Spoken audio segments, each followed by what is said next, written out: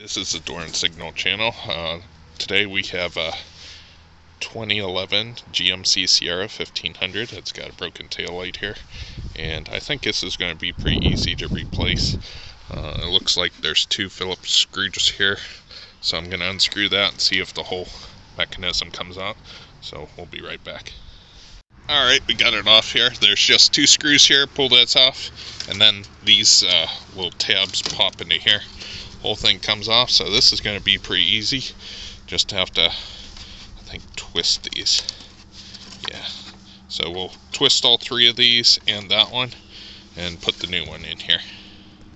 Alright, the kit came with a new electrical cable, but I just hooked up the old bulbs into here.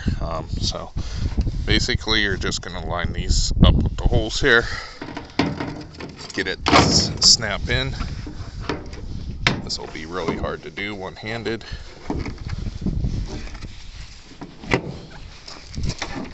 Okay, and then there's two screws here, and I'm going to screw those in right here. That's it. Thanks for watching. Don't forget to subscribe to the channel.